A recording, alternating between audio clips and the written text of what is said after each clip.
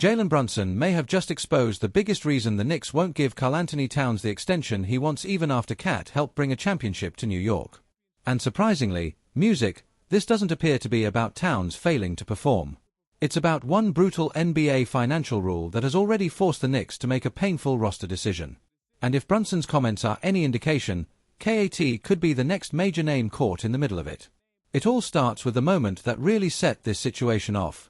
Weeks after lifting the Larry O'Brien Trophy, Jalen Brunson stepped in front of the cameras at Fanatics Fest. But instead of talking about championship highlights, celebrations, or rings, Brunson started talking about money. More specifically, he talked about the rule that had just cost New York a player the team wanted to keep. When Brunson was asked about Mitchell Robinson leaving for Boston, he didn't dodge the issue or dress it up, he pointed straight at the second apron. "Obviously, because of the second apron, we had to lose Mitch," Brunson said, adding that he would have loved to keep the center around music after everything Robinson contributed to the title run. That's a pretty revealing statement. Music, this is New York's floor general, fresh off winning a championship, publicly naming the exact financial obstacle affecting how the Knicks can build their roster. And Brunson wasn't finished. "I think there are pros and cons to it. Because of second apron, we had to lose Mitch," Brunson said. "I obviously would have loved to have him back everyone prior to second apron. We have too many super teams. Now we have 8 different teams winning, and now it's like participation trophy. What are we doing?" Those words tell you plenty. Brunson clearly wasn't thrilled with how the situation played out. From his perspective, New York built something that worked, won the championship, and then immediately had to deal with financial restrictions that made keeping everybody together harder. And that's why his comments matter beyond Mitchell Robinson, because the next massive financial decision sitting on the Knicks' desk involves Karl-Anthony Towns.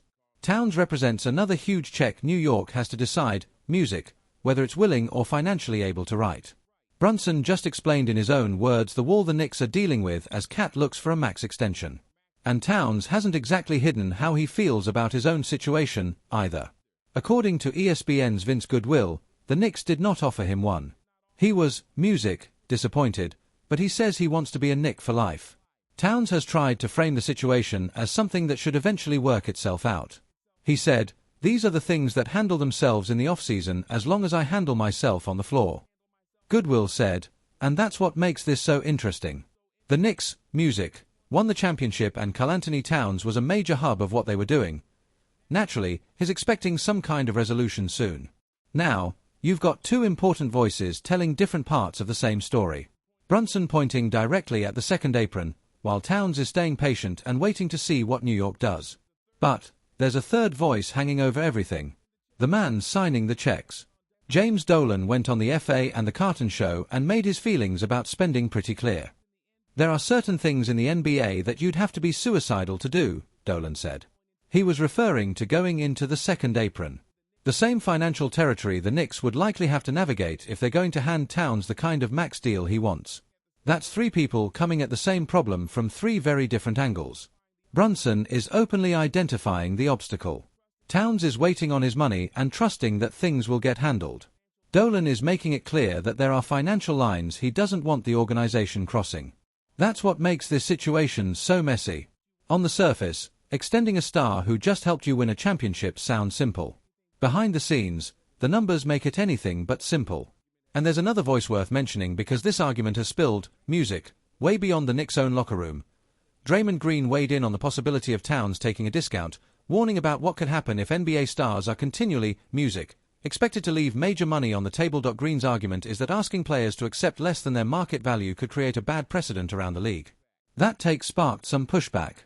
Josh Hart responded on social media arguing that the Knicks could afford to pay Brunson his full value and that, music, role players like Hart should be the ones taking smaller contracts instead. Hart reposted Green's comments on X and wrote that a grown man should not count other people's pockets, so look at everything surrounding this negotiation. Brunson is pointing toward the rulebook. Towns is waiting for his extension situation to get sorted out. Dolan is making it known that he doesn't want to venture too deep into the NBA's financial danger zone. Meanwhile, players are publicly debating who should take less money and who deserves to get paid. This isn't some boring contract conversation happening quietly in an office. There's real pressure here, and it's been growing since the championship celebration ended. And then you get to the numbers, the part that makes Brunson's comments hit even harder. The Knicks don't have an unlimited amount of financial flexibility to simply hand out another giant contract without consequences. The second apron for the 2026-27 season is currently projected at $221,737,000. The Knicks, as of this moment, have $208,776,828 in obligations to 10 players, music, with 8 of those players holding guaranteed contracts. Towns, Anunoby, Brunson, Bridges, those contracts add up fast. Run the numbers, and New York is sitting dangerously close to the same financial wall that Brunson says already played a role in losing Mitchell Robinson. That's the financial situation Towns is walking into while seeking his extension. And that's the exact environment Brunson was describing when he brought up the second apron. Even though nobody was directly asking him about Karl-Anthony Towns, that's an important distinction. Brunson wasn't simply throwing out random gossip about KAT's contract. He was explaining the financial mechanism affecting New York's roster decisions in real time.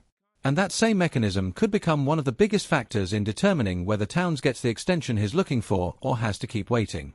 Once you connect those dots, the delay starts making a whole lot more sense.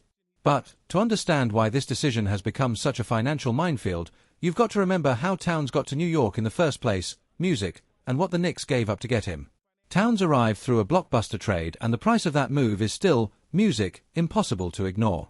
The monster deal involved the Knicks sending all-star forward Julius Randle and Donte DiVincenzo, one of New York's key sharpshooters, to the Timberwolves in exchange for Towns. That's not some, music, minor roster shuffle. New York moved 2 major pieces to bring in one player, music. It believed the team could push even further. And the gamble paid off. Towns didn't arrive and struggled to find his place. He became an essential piece of what New York was doing. After his first full year with the Knicks, his production backed that up in a major way. Towns averaged 20.1 points, 11.0 rebounds, 3.0 assists, 0.9 steals, and 0.5 blocks per game while shooting 50.1% music during the championship season. Thanks for watching, and I'll see you on the next one.